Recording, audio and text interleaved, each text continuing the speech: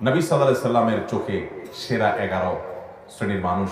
Number 1, যারা কোরআন শিখে এবং কোরআন শেখায় মানুষকে। নাম্বার 2, যারা আখলাক এবং আচরণের দিক থেকে সবচেয়ে ভালো আচরণের অধিকারী, উত্তম আখলাকের অধিকারী। নাম্বার 3, যারা ঋণ নিলে মানুষের কাছ থেকে বাকি নিলে পরিশোধ করার সময় ভালো মানুষের পরিচয় দেয়, ওয়াদা রক্ষা করে, ঘোরায় না, গড়িমসি করে না। নাম্বার 4, যার দেখলেই, যার কথা চিন্তা করলেই, কল্পনা করলেই মানুষ তার কাছ থেকে ভালো কিছু আশা করে, তার কাছ থেকে কোনো ক্ষতি, অনিষ্ট, শত্রুতার আশা করে না, জানে লোকটা অমায়িক এবং ভালো মানুষ এরা। নাম্বার 5, যারা তাদের পরিবারের কাছে, স্ত্রীর কাছে ভালো মানুষ, বউয়ের কাছে ভালো মানুষ। নাম্বার 6, যারা মানুষকে খাদ্য দেয়, সালাম দিলে সুন্দর করে সালামের রিপ্লাই দেয়, জবাব দেয়, শোনায়। নাম্বার 7, যারা নামাজে দাঁড়ানোর সময় আশপাশে মুসল্লিদের জন্য কাঁধটাকে নরম করে দেয়, তেড়ামি করে না, শক্ত হয় না, ফাঁকা জায়গা দিয়ে কেউ ঢুকতে চাইলে তার জন্য জায়গা করে দেয়, আন্তরিক হয় এই মানুষগুলো।